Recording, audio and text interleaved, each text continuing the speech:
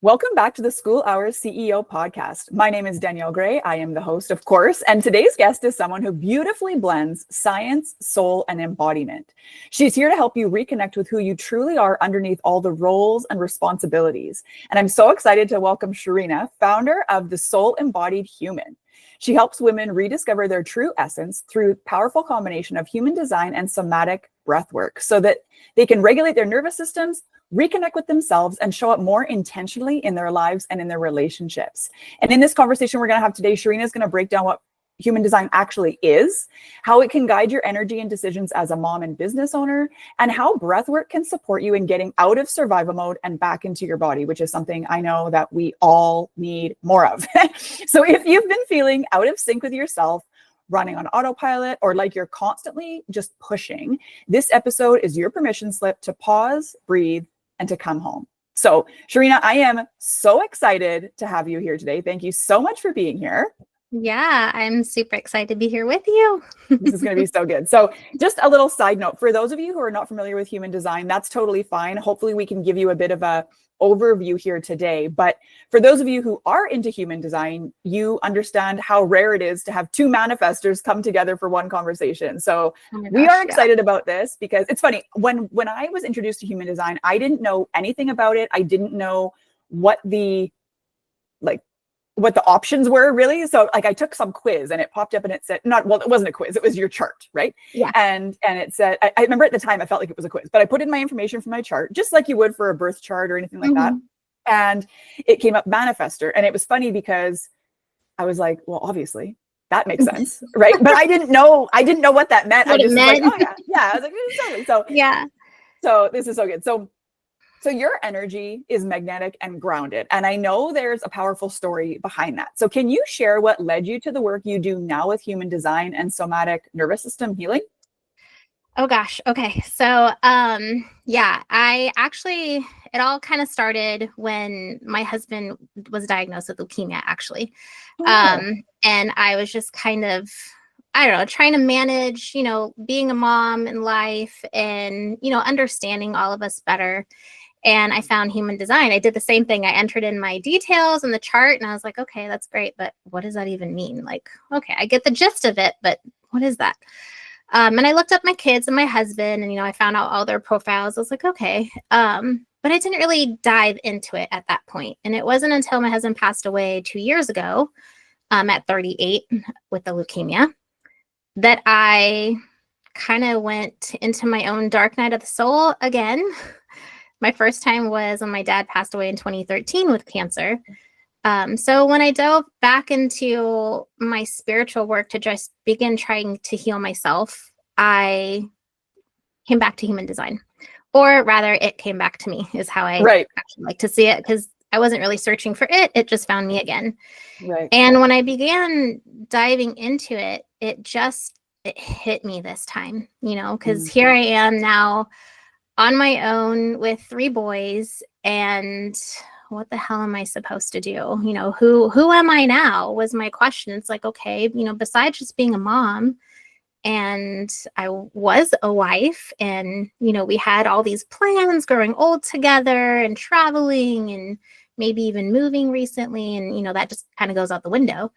So you're kind of left to reevaluate and create a new perspective of what the life that you're living, what it means, what it's going to mean. Right. I can imagine. Human design just really, it helped me come back home to who I was and who I always felt that I was, but didn't quite maybe feel safe or understood, or felt that I could actually express that truest version of me. So that's how I fell into human design again.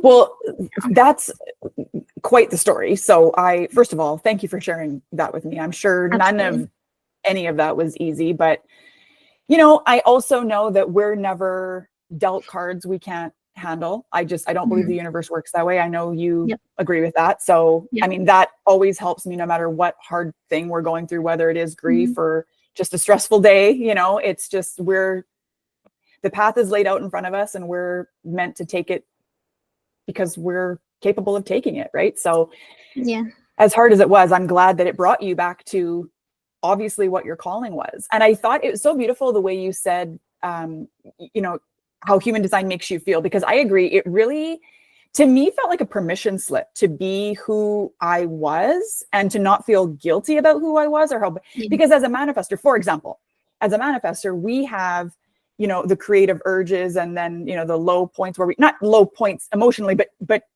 energy wise, we need, rest cycles. Thank you. Yes. Rest cycles. And I always thought I was lazy.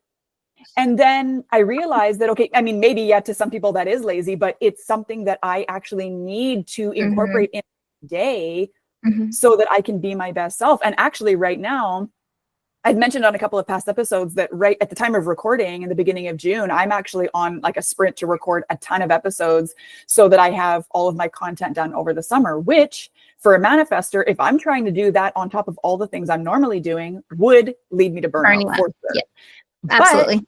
Right. But so I've been down that. I'm also a 1-3. So I have learned already the hard way how to not do that. So this time around, knowing that I have kind of set myself up for a ticket for burnout if I'm not careful, I have been deliberately spending a lot of time sitting in the sun, literally doing nothing. I'm not meditating. I'm not thinking. I'm not journaling. I'm just sitting there doing nothing. And kind of letting the sun kind of recharge my batteries. Or I have been watching more Netflix than I normally do, because I know that I need to, plus I'm watching You right now and it's quite a good show, but I know that I need to build that into my schedule right now and into my routine right now, or it will be disastrous for everybody. Oh yeah, right? Absolutely. And one thing I think that, touching on that subject, you feeling, so in your perspective, being that 1-3 line, when you go into that rest cycle, you feel like you're lazy, or other people view you as lazy. Right. So as a 5-1, and the counterpart of that being a manifestor as a 5 line, I kind of got this projection on me to where I'm always chasing shiny objects, or I'm starting something here and starting something there, and I'm burning this shit down to go start that over there, Yeah. And there's a lot of heat that comes with that. People see you as flaky or not committed, and you just can't make up your mind. And I remember when I actually sat down shortly after Nathan passed away, I was in my car, I had just gotten groceries. The kids were in the car with a babysitter, and I was listening to this audio, by she's a beautiful, beautiful guide. Like, she is a soul sister who has come into my life to just navigate me through all the grief, all the trauma that I've ever experienced. But she was talking about being a manifestor. And I just sat in my car and I cried. I just cried and cried because I felt so seen. I felt so heard, so validated. I was like, I am not crazy. This is why I'm a natural entrepreneur. This is why I love creating things. I love starting businesses. Like, you give me an idea and I'm like, let's go, let's do it. I mean, Yes, I do know. Yes. Yes, let's go initiate, Yeah. And so there's different aspects and coins to where you have these projections from people, or expectations or views. And when you learn your human design, there's just this comfort that comes into place, because you're like, this is how I'm meant to be. This is how I'm supposed to be. There is nothing wrong with me. Right. You're not lazy. You just got done being really creative, and now you need to, go hide out for a while. Right. I can't count the number of times where I do something and then I ghost things. It was like, are you okay? Yeah, I'm fine. I'm just resting, I guess. Yeah, no, exactly. It's cool that when you understand how it works too, even just a basic understanding of your design. Like, I don't know, I'm going to be totally honest with you. The only design that I really know anything about at all is my own. I probably should study my husband's and my son's a little bit more, but I haven't. It's a deep rabbit hole. Okay. You have to be very careful how deep you want to go. But so my husband is a Manny-Gen and my son is a generator. So first of all, I felt really guilty when I was, new to motherhood and my son started to motor around, that I almost, well, I don't even want to say it. I didn't want to play with him as much as he wanted to play with me. You know what? I think we should say it. I think we have to change that to where we should say it, because I have a manifesting generator as a 4-year-old and I have 2 projector sons. And if I did not understand human design, I would probably lose my shit more oftentimes than not. Like yesterday, they were at camp for summer, and as a projector, there's no, they don't have that motorized sacral energy. So they go, and then I love to explain it like this. So you have your USB chargers and you have your Duracell batteries. Any generator type is a Duracell battery. Any other type is a USB charge. They run down. They literally need to go sleep to get recharged. And yesterday, my 4-year-old was still buzzing, still going until 8:30 at night. And, if I didn't know that that is his natural way of being, he's not doing it to try to annoy me, to be over the top, to ask me all the questions. He's not trying to, be too much. That's Right. just how he is. It shifts that perspective as a mom, especially as a mom when you're trying to run your own business or try to create your business, to where you can have that perspective shift and be like, okay, I know he's like this. Let me try to give him something to do, or let me figure out my energy and how I'm feeling in comparison to him. Right. So I'm not losing my top, making him feel bad. And then I feel bad. And then everything just, the tower crumbles. Right. Exactly. Exactly. It's important that you recognize that in your kids and in your partners too. Like my husband, he's a manifested generator. So and it's funny because again, when I learned that, I was like, oh, it makes so much sense, because I would always say to people, my husband, he'll take up something new, and he's so good at it, just like right away. He's like, it's like, and then because he's good at it, he gets bored with it, because he likes to master and then move on. Right. Yep. And like he went, and totally different industries. He went from construction to industrial pipe fitting when he moved to the waterworks department of the city. And within, I swear to God, months, he was like, he was putting in full water mains like by himself. And I was like, what is happening? Like, how did you do that? He's like, well, it's all just measuring. And I was like, no, it's not. Like, you don't belittle like that. It's not just all measuring, right?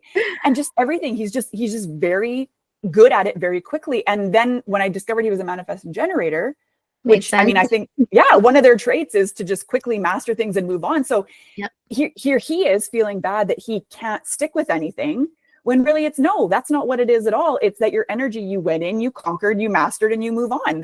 You're not meant to stay with the same thing. Just like us as manifestors, when I started my coaching business, I thought that, and because of course everybody's telling me this is what you need to do, right? You need to have your clients and have this whole long customer journey so they can stay with you, all this thing. And then you realize that you're a manifestor, and I go, hang on a minute. I'm just supposed to initiate the beginning stages. I'm supposed to get them started and kind of push them out of the nest. And then a new set of clients comes in, or maybe a new phase of client comes in, and then you get them prepped to take it on, and then you push them out of the nest again. You're literally the mama bird. Yes, exactly. And so now that I know that, it's so much easier, because even still, when I get caught up in, because I am a serial creator too. My ideation is like mental. I can think something and see it go huge right away. And sometimes it's a little overwhelming for, I think, people who are listening to me talk. They're like, okay, whoa, you haven't even, like, we're not even in infancy stage, and you're already talking about when no, you've got it. You've got the whole thing laid out. You know what's going to happen, who's going to do what's going to, I get it. Yeah, all of it, right? But now that I understand how I work, it's easier for me to catch myself when I'm planning something out, going, okay, hang on a minute though. It doesn't need to be start to finish. It just needs to be start to like moving, and then that's good enough, because that's my job, is to initiate. Yeah. So you talk a lot about sovereignty as part of a divine feminine leadership, which I love. And especially for moms, this is like, we need to consider the ripple effect that this impacts our kids and the people we deal with and our clients and everything, right? So what does that really mean in a practical sense for a woman trying to balance her business and her family and herself? Honestly, I don't know how we do anything without knowing our human design, because anytime that we come to a conflict or resistance, anything in life, you can find the answer in your human design chart. For me, that means I have a full handle in knowing who I am, how I function, how I communicate, how my energy is, how to use my energy, when not to use my energy, And knowing that about myself, and then when you even just learn the basics about your family, because let's face it, as a mom doing business, you are wearing multiple hats. You are trying to do so many things. And, this came up actually in a meditation for me yesterday. We are the foundation of our household. Everything, we are the rock that everything, is built on and stands on. Yes. And when we feel flustered or we feel overwhelmed or we're getting burnt out, everybody else, feels it. It ripples out into everything. And then, we get, depending on your type, you get bitter, you get frustrated, you get depressed, you get disappointed, and you think something's wrong with you when really there might not be anything wrong with you. The energies of the house are just not being well managed. Right. Exactly. And so when you understand your human design, and then even if you just learn the simple basics of your family's human design, you can reduce the meltdowns. You can have more cooperation. Your husband or your partner can support you. And you can in turn support them to reduce the load that is being put on or placed on, or that you have naturally, right? It really helps your day-to-day life. And how powerful is that? Like, how powerful is that to wake up and move through your day? And before, I can't tell you the amount of times that I can break up a fight or reduce conflict in my children just by explaining a piece of their human design about each other to them. My partner and I, like as a manifestor, you get into these creative urges and surges and you don't want to be messed with. Like, don't talk to me. Don't look at me. Don't interrupt me. And he's a projector. And projectors need to be recognized. They want to be seen. They want to be heard, because when they don't feel included, involved, or seen, they get bitter. They get sad. And so that causes conflict, to where then that would, disrupt how you are going to be stepping onto a call with a client. Or it's going to disrupt your creative flow for posting on Instagram or going and having a presentation, because when we have a fight at home, it affects every area of our life. So that sovereignty is that peace, that emptying out to fill up with just this space that no other astrological chart, that no other personality test. I mean, it's never given me this kind of clarity in my whole entire life. No, that's one thing that I loved about human design so much, is that it really seems, to me at least, I mean, I'm not the expert, but to me, it seemed like it just like really beautifully incorporated all of the things that all these different pieces of information were trying to give me, like my numerology, my birth chart, even kind of the person, I don't know, Myers-Briggs, I think it is, the INTJ or whatever it is. It just beautifully like encapsulated all of that, but in a way that just made so much sense. Like when I learned that I was specifically a 1-3 emotional manifestor and my not self theme is anger, I was like, okay, I see that 1000% I see. But it also gave me, okay, I don't have an anger problem. I'm out of alignment way too much. Yeah. Oh my gosh, that was you have no idea how huge that was for me, because growing up, my dad had anger. And I kind of always felt that maybe it was just inherited, or I learned it from him. And when I found that out, it was such a relief, because like you said, I don't have anger issues.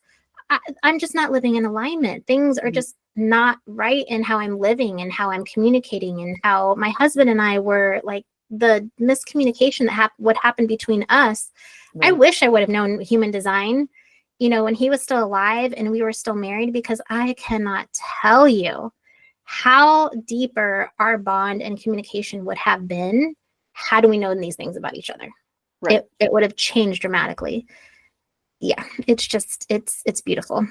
It is a game changer to know, even in your household, and then also with, I've noticed it with working with clients and VAs and things too. I seem to have I have a really good relationship with projectors. We seem to really vibe off each other.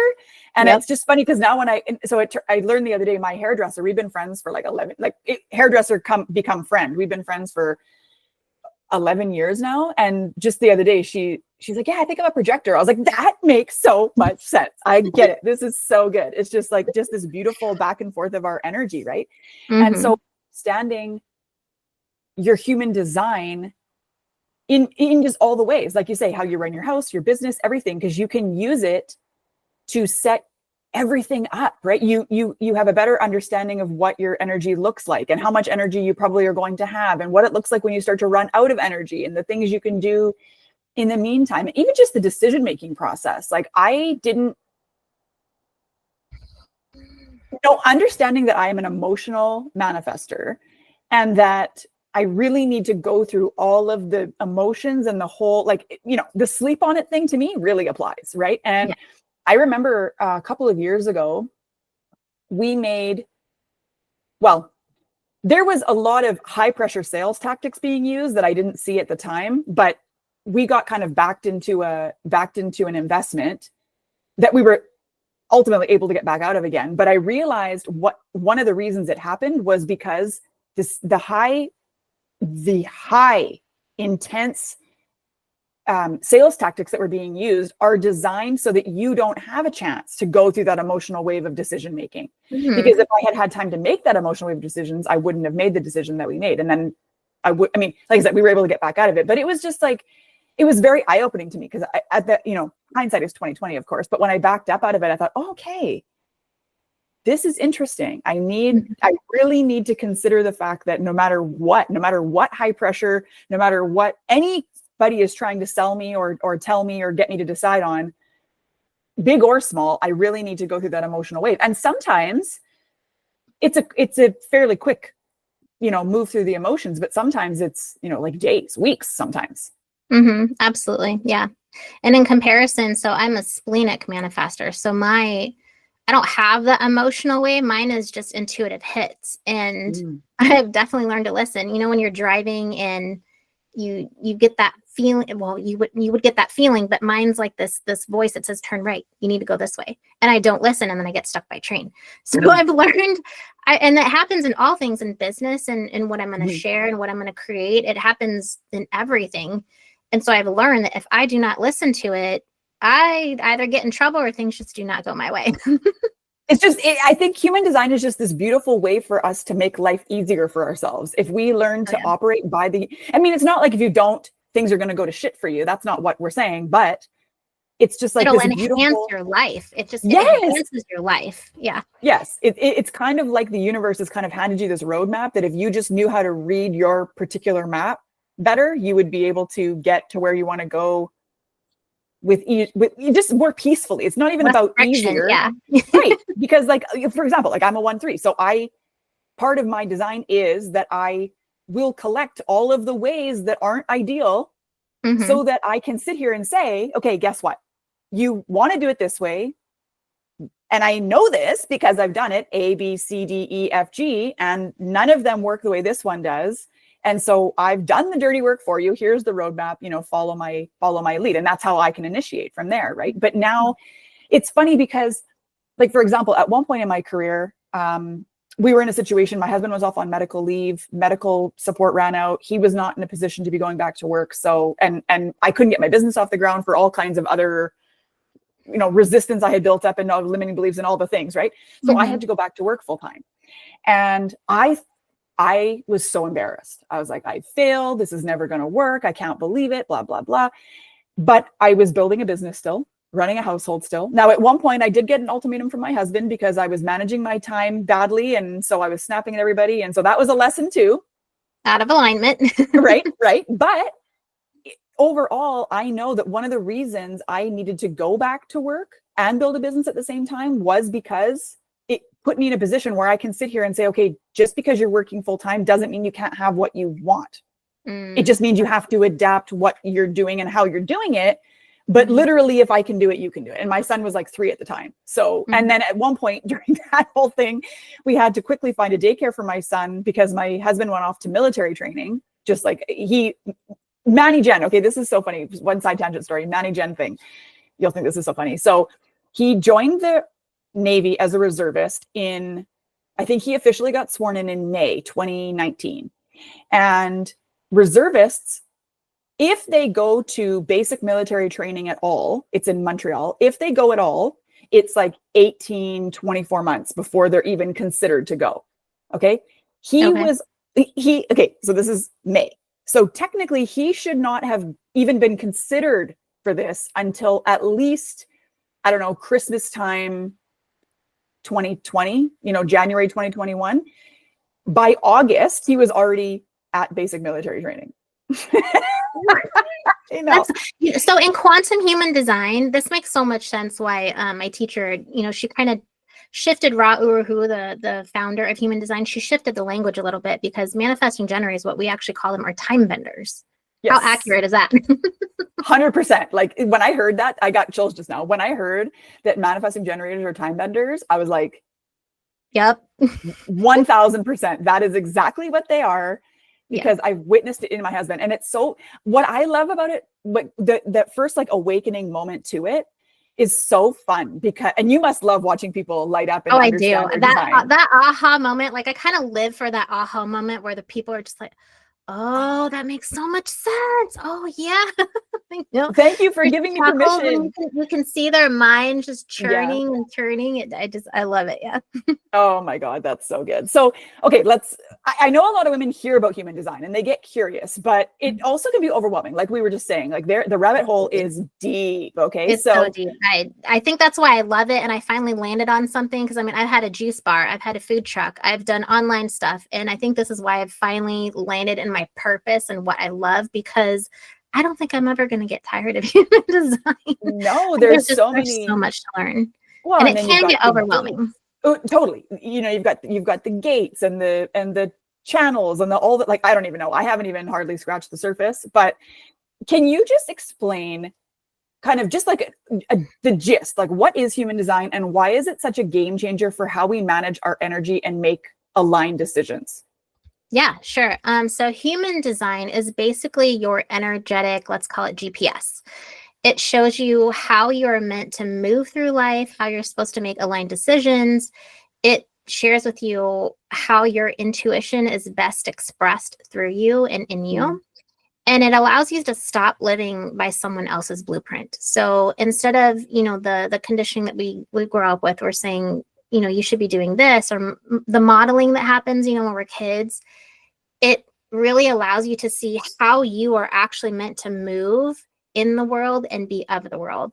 It is the roadmap to your truest self, and definitely a way for understanding other people on a whole new level. But it supports your human experience, and it also reveals your soul's mission, your soul's purpose. How I view it is, we're souls having a human experience. And we have our human conditioning, which is, our human characters and our way of being, which is based on the lived experiences, the beliefs and systems of everything in our environment. And then we have who our soul actually is. Mm. And so when you understand your human, how it thinks, how it functions, how it ticks, how this body uses, processes energy, and then you understand the essence of your soul, what it came here to learn and what it came here to do and how it came here to serve in the world. Mm-hmm. And you fuse those two together, well, you've got a kind of synergy going on. And the rabbit hole gets so deep, but ultimately that's what I help people with, is just understanding that foundational aspect to where I make human design really digestible. Mm. And I teach people how to implement it in their everyday lives so they can start experiencing and bouncing it off like those energetic walls to say, oh, okay, like, so if I move this way or I change the way I'm communicating with my partner or my kid based on my human design, what happens? It's an experiment, right? Everybody's human design, it's just an experiment. And there are some people who get, really tied down or married to, well, I'm this way and I can't do it. No, it's not an excuse. It's not a human design is not a permission slip for you to still not do the shit that you're supposed to do. Right. Exactly. That is not what it is. It just helps you maneuver and operate in the world in a completely different level. I love that explanation so much. And one of the things I really love about your approach specifically is how you blend nervous system work with energetic alignment. I think again, I'm not an expert on either of these things, but I have found myself talking about the two things very collaboratively, right? Because they really do go kind of hand in hand. So I'll let you explain, how do breathwork and somatic healing actually support someone in embodying their human design? So, and this is based on my experience. My whole process with human design is all based on my experience and going through, the traumatic event of losing my husband at 38, just 2 years ago. And I mean, how much of a dysregulated nervous system can you get, and he passed away here at home. So on top of that, it was like, well, how do I even handle this with the kids being at home? Like, I don't know how to have you pass away in our living room with our children here. So there was a lot that I was living, in that sympathetic nervous system, fight or flight, for, gosh, I don't know. I think it was on and off. It was like maybe 6 months. And then he went into like fake remission, and then they found it in his cerebrospinal fluid. So then that was really quick. But I had realized after he passed, there was all this stuff that I did not process. I honestly thought, and I was afraid I was going to have a heart attack, and I was going to be here for my kids. And I even went to the doctor, which I usually don't do, but I was like, I feel like, I told my best friend, I was like, I feel like I might have a heart attack. Turns out it was just unprocessed anxiety from, being the whole thing, from the EMS to the hospitals to Cleveland Clinic, all of it. And so there's another aspect too, even if you don't go through any kind of traumatic loss, even when you uncover your human design, a lot of stuff comes up, because then now you're looking through the lens of how you are actually supposed to be, what you felt inside. And a lot of stuff comes up where you realize there's some pain there. There's some disconnect. You might have a little resentment or bitterness towards parents or peers. And so what are you supposed to do with that? That all hits your nervous system. Right. So along with learning this, coupled with the somatics and the breath work and the nervous system regulation, we start to unpack that conditioning or those feelings, the limiting beliefs, anything that's kept you feeling stuck or held back. And we start to alchemize that and process that so that you can release that, so that you can actually start living in design. Because you really can't do both, right? You can't try to be this person and hang on to this while bringing more in. No, you need to empty out. Right. You need to empty out all the stuff that you thought you were, that you were told you were, that you don't ever want to be, never wanted to be, and then fill it back up with some liquid gold. Right. I love I love the way that you said that, because it's true, and touched on it, because that was something too that even I'm still actively, I don't know if it ever stops, but I am actively still, unbecoming who I was told that I was when I was a kid, right? Like, for example, when I was a kid, I had it in my head, because I heard my mom say it a lot, that I don't like to be the center of attention. I don't like to be in the spotlight. Well, I actually love being in the spotlight. So I'm not really sure like where that started, but it became a part of who I was. And then I was, shy in front of the spotlight. I was shy to be the center of attention. But I think part of that was because I was, as a kid, recognizing very early on that I was overcompensating for my sister. She needed a lot of extra that I didn't need. She was more needy than I was. She had a learning disability. She had depression. Then she was older, she got into drugs, and she just needed a lot more than I did. And I guess as a child, this is where childhood trauma starts, right? Because I started to overcompensate and because my parents were also doing the best they could. I don't mean to throw them under the bus. I love my parents. They did the best they could. And I still, obviously I'm the person I am today because and in spite of, right? Like, it's both. But I found myself, kind of overcompensating, and I didn't want to add to anybody's stress, or I didn't want to add to anybody's worry or whatever. So I started keeping to myself, and I started just doing and becoming a lot of things that were out of alignment with my design, but that we do out of survival, right? To be accepted in our families and stuff. And so you're right. Like, when you learn your human design and you start to learn, especially when you go deeper and you learn all the intricacies of who you are and how you operate and what it means to be a 1-3 emotional manifestor or whatever. It's a lot of looking in the mirror and going, okay, how much of this is who I actually want to be, and how much of this is who I've been told that I am, and how do we make the shift? And letting it go. And it's hard, even when you want to let go of it, it's hard because it's who you've been programmed to be. Right. And then we're also not taught how to let it go. Well, So, right. I started to get irritated because I don't know if you've ever been to yoga class and they say, let it go, just let it go, just let it go. And I'm like, how the fuck am I supposed to let it go? I don't know how to let it go. Like I can do all the positive affirmations in the world. I can journal like my book to death, but it's still here. Why am I still feeling this way? Mm-hmm. And, back to the childhood thing, what happens there is we create these beliefs about ourselves based on whatever it is that we see in our environment to protect our parents, to protect ourselves. And we don't realize how much that actually affects us until, you're put in a position or you find yourself and you're like, you know what, like you said, I do actually like being in the spotlight. I do too. And I was always made to feel bad. Like, why do you always have to be in the spotlight? And I was like, but I'm not in the spotlight for everybody like, hey, look at me. No, it's because we're manifestors. We're meant to initiate people. How do you initiate without being in the damn spotlight? Right. You just can't do it. Exactly. You can't do it. And so, yeah. So when you dive in and you're doing that deeper work, that's where the breath work and that's where the somatic practice is.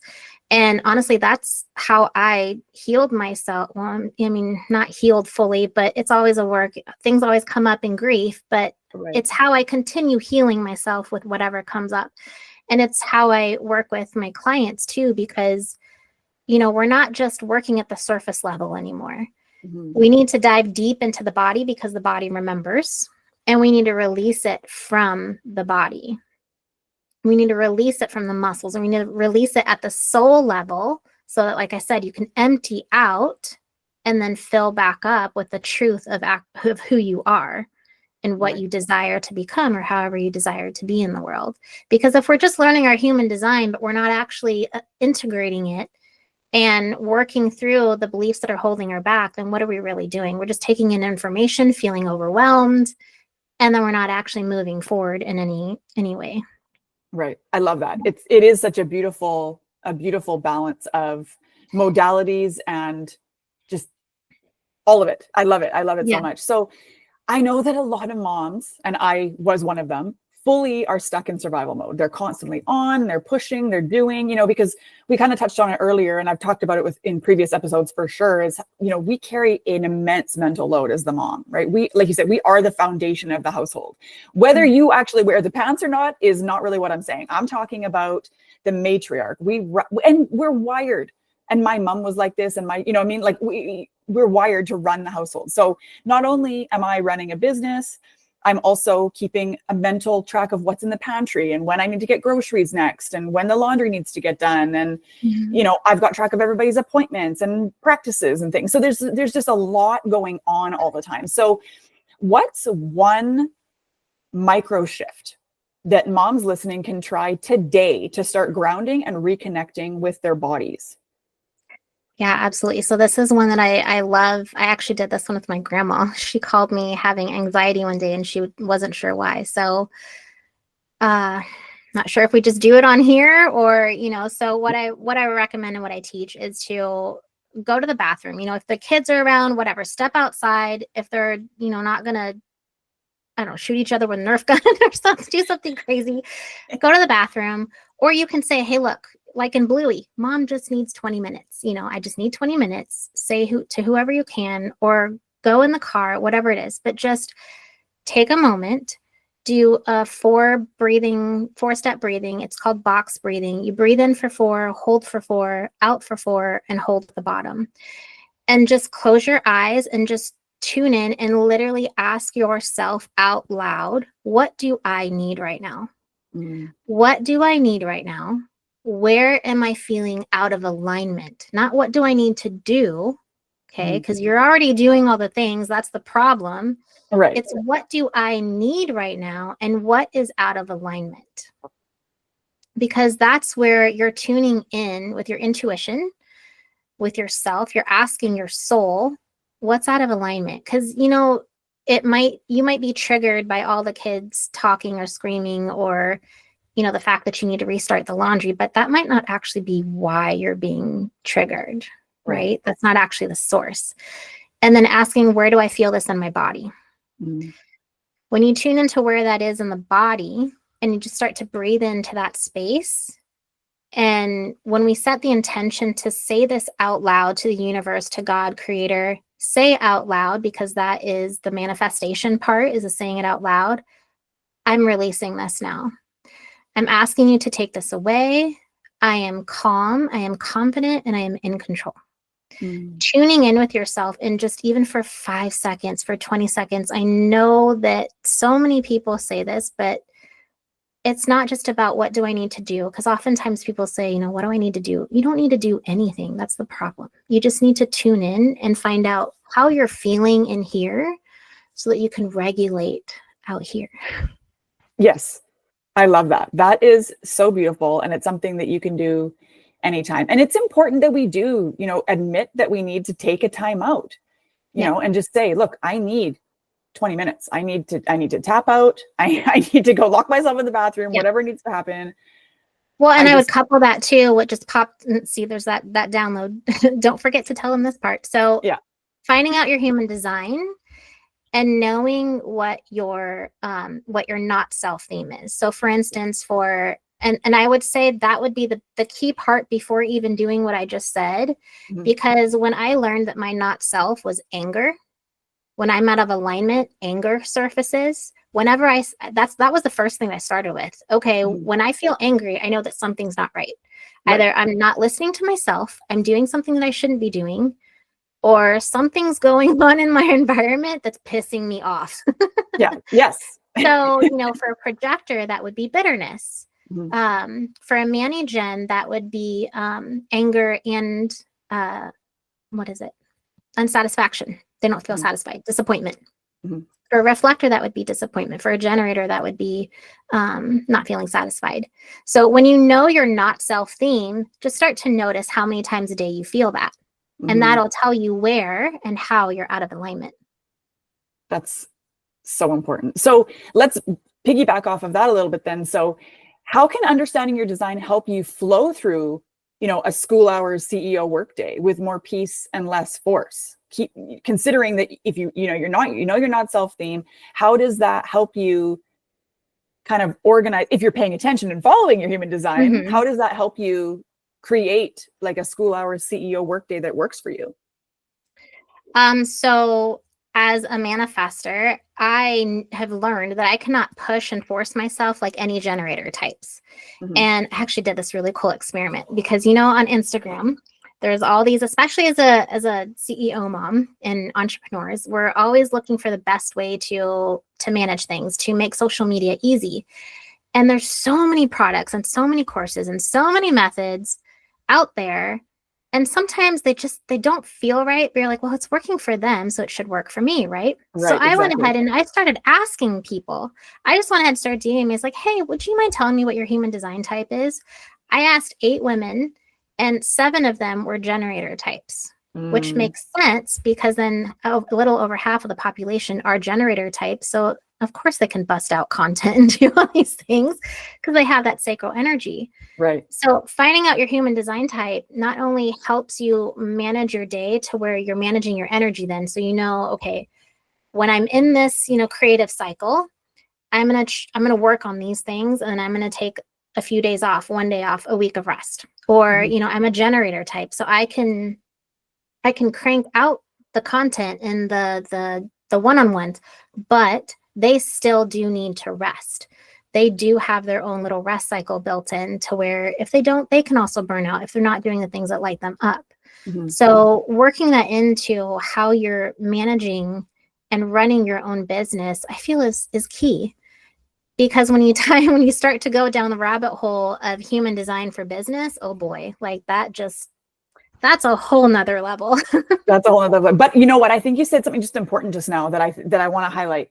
When you are looking to hire someone, especially for I'm gonna take this specifically for business because we're talking about mom CEOs here. Yeah.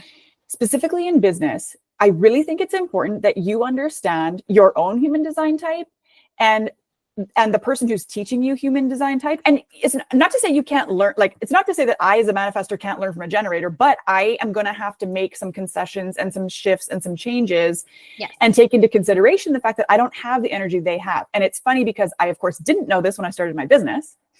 And so when I started my business, I actually managed to manifest a year-long scholarship in this, business coaching program that I wanted to take, which is like, hashtag typical, right? But the woman I was learning from, no, and it was a good program and it worked, right? But the program that she was teaching, she was focusing on live launching. She was very much about like cash injection, hustling, closing. She would talk about how you can close a sale anywhere. I can do it on my phone while we're at the grocery store or whatever. And I was like, oh, well, that's easy, whatever. And so I was doing the live launch thing and it works. It got my business off the ground. It allowed me to leave my job and everything. But I would burn out but I also, first of all, didn't recognize that I was burning out. I just thought, and of course I was hitting upper limits too. If you've read The Big Leap by Gay Hendricks, you're familiar with the upper leap thing too, or the upper limit thing too.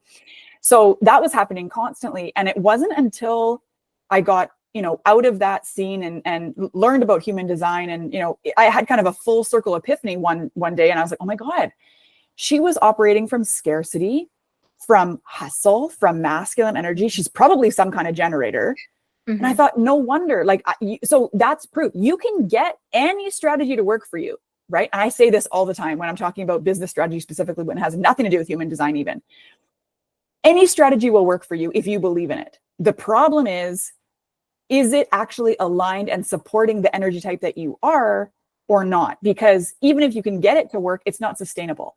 Right. Exactly. It took me a long time to realize that even though the live launch method works for me, it's not a good use of my energy because it's very draining. But I'm not to say I would never do it, but there are a lot of things that I would do differently.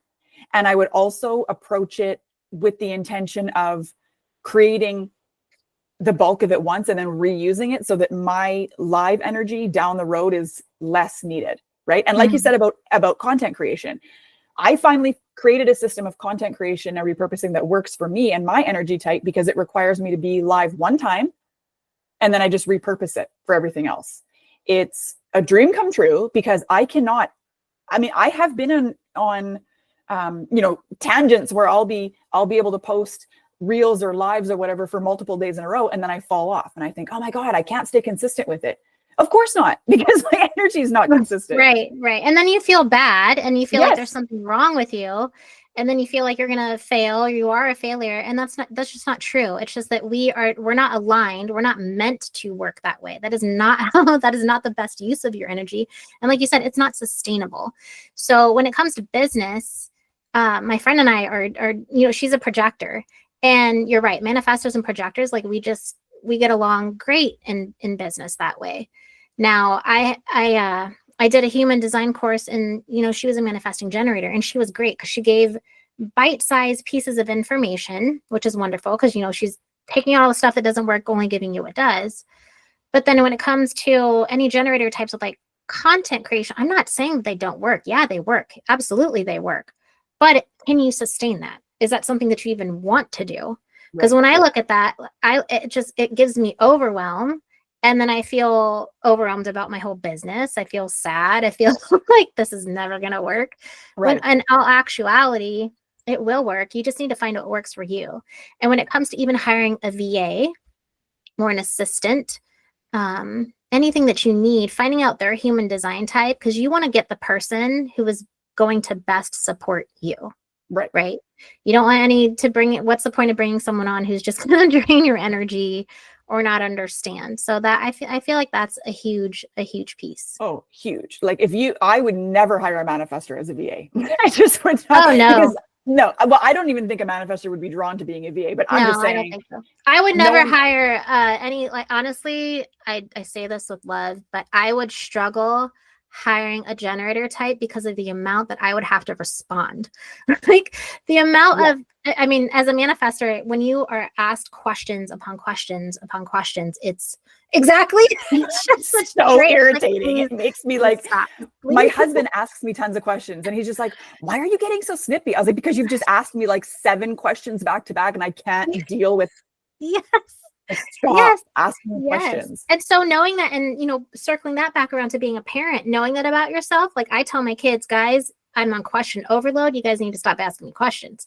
And so when you're going to do that in your business, you don't want to be stressed out in your business. You don't want to be overloaded. No, you need to like get the load off. So, Right. You're hiring this person to help you yes. streamline things, right? So yeah, it's so basically, if you haven't gotten the gist by now, it's important that you understand basically what your human design is, what your not self theme is. Mm-hmm. If you can get, go down the rabbit hole enough to figure out what your profile is, just to understand a little bit better how you operate and why you are the way that you are, at the very least. And then I would also, from my manifesting background, I would also add in that I think it's important that you also know whether you're a specific or you're non-specific manifestor, because I will preach till the day I die that you need to be clear on your vision before you take any action. Because if you are taking action without being super crystal clear on what the vision is, then you're wasting your time and energy, because you can't properly reverse engineer any of your goals, any of your action steps, and then you don't feel like you're making any progress, but it's only because you haven't clarified the vision. But what I mean by specific and non-specific is, well, I mean, you can probably explain it better than I can. Well, no, I want to hear your take first. Oh, okay. I love like hearing how other people, view it. Interpret it. Yeah. Okay. So Yeah, so it's funny because before I knew my type, I always told people when I'm manifesting, I was like, look, because everybody is always saying, you're going to be able to pick out what I am. So everybody was always saying, you got to get super specific. You got to be specific. You got to say, if you're manifesting a house, for example, how many square feet is it? How many rooms does it have? Where do the windows face? How big is the yard? Blah, blah, blah. Right. And I was like, well, that feels very constricting to me. I would rather focus on what it feels like.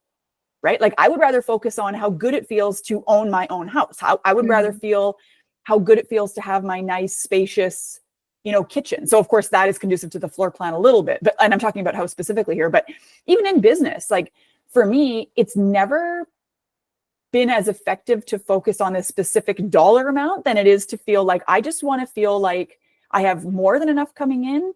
And so that when I swipe my debit card, I don't have to look at any accounts. I don't have to move anything around. I just know that it's there and I can afford it and it's good. Right. So obviously I'm a non-specific manifestor. So I think this is still important for specific manifestors. I could be wrong, but I feel like focusing on the feeling is always going to be more productive, because it's not like, now I'm going full on manifesting for a second. It's not like there's some different new level of like emotions and feelings that unlocks once you're like a millionaire, or once you've hit $10,000 a month consistently, for 6 months or something. It's all of those emotions are already available to you now. So when we're talking about manifesting specifically and reaching your goals and bringing that vision to life, if you're focusing on the feeling, you can tap into that anytime, which of course is easier when you're living in alignment with your design. Right. But then but whether you're a specific or a non-specific, it's important that you get clear on what that vision is, because then you can decide, okay, this is my vision of what I want, knowing that I'm a Mani-Jan, or I'm a projector, or I'm a manifestor. This is the best strategy that feels the best to me, not what so-and-so said I should do, or not what this girl did, but what feels good to you. And then start to work backwards from where you want to be to where you are now, and then take the action steps in that direction. Absolutely. Is that right? Yeah, pretty much. And so what ties into that with that feeling is your nervous system too.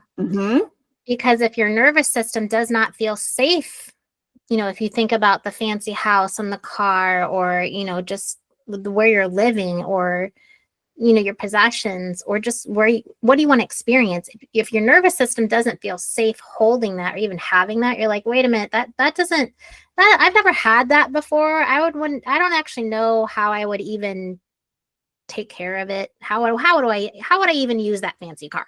Right. Then that feeling, you're not going to actually embody that, and you're actually pushing it away. Right. You're not allowing the space to allow the universe, creator, God, to manifest that into your life. So yeah, getting specific. Absolutely. I don't tap so much into the feeling. I kind of like, I don't know, regulate my nervous system to it. I put it out there and then I let go. I'm done. I love Just that. kind of let it happen. But it's so important. I'm learning here in the last year how important it is to actually regulate the nervous system and let your nervous system know, you know what, it is safe to have $5,000 in the bank, because, you know, when I was a child, we never had $5,000 in the bank. So it doesn't feel safe to have that, because what happens if it goes away, or what happens if Right. somebody steals it, you know? So when we think about having those things, of course, you know, aligning that with your human design, but then coupling that with, you know, nervous system regulation, it just really expands your whole entire life, expands your world. Definitely expands manifestation. Yes. Oh, nervous system regulation is an absolute must especially for entrepreneurs. Like I saw somewhere, nothing will push you to your limits faster than deciding to become an entrepreneur, because you are then faced with every limiting belief you've ever had about yourself, about the world, about what it looks like to work for yourself, about what it looks like to earn money, what it looks like to be compensated for your natural gifts, especially as women. But this could be a whole nother episode on that. I don't even, we better tie it up there. So let's end with this. And then you'll have to come back, I guess, and have another conversation with me. But yeah, absolutely. So I know that you have a really powerful resource that helps women not only learn their type, but actually feel into it. So what's inside of this freebie, and where can our listeners get it? Yeah, so you can just head to my website at www.soulembodiedhuman.com. It's right there on the landing page. What you do first is you find out your human design, you grab your free human design chart, and then it stays right on the homepage, which is really nice. You don't have to click anywhere. So you just go over to the right, and then you're going to enter in your type. And then what you'll get is access to a portal where I provide you with an audio, just much like the one that I listened to that just hit me that day. You will hear what it even means to live as a projector, manifestor, manifesting generator, reflector. And then once you listen to that audio, there's a very short, quick attunement meditation. They're really neither one is longer than 10 minutes. So you can actually feel into that. So you get your body connected to the resonance of what it means to live as that type in the world. And then you can listen to it in the morning, in the evening, when you're driving. You know, you don't need to be specifically meditating, but that way, you know, whenever you're feeling off, it's something you can listen to just as a reminder to reconnect, like, the truth of who you are. I love that. So she did say her website, but I'm going to leave the links below. If you're listening on the podcast, it'll be in the show notes. And if you're watching on YouTube, it'll be in the description. Definitely go and grab that, because we all could be living more in alignment with our designs for sure. So Sherina, this has been amazing. Thank you so much for being here. I want to. So fun. Thank you for having me. This has been so good. I think this is my longest episode so far, because we could just, oh my God, we could just go. Well, we're manifestors. We're just informing and informing and informing. I love it so much. We could go another hour. But if you could leave everybody listening with just like one mindset shift, or one practical piece of advice, or just one last thing that we could leave them with, what would it be? Whenever you find yourself in a moment where you are struggling to make a decision, or faced with, you know, do I have the donut? Do I eat the salad? Do I go to this event, or do I stay home? Whatever it might be, ask yourself, what would my highest self do? What would my higher self do? Because, you know, when we're talking about manifesting, when we want to live in our work, doing our work, which then feels like just pure joy and happiness in the world, you have to align with that higher version of yourself. So even, you know, when you're going to go grab the laundry and you're frustrated, and just say, what would my higher self do right now?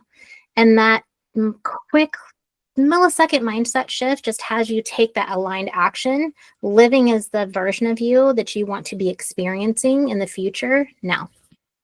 That is the best advice. Okay, that's amazing. Thank you so much, Sherina, for being here. Thank you, everybody, for listening. I would love it if you would leave us a comment or leave us a review. And you can connect with both of us on Instagram. I will leave all the links below. And until next time.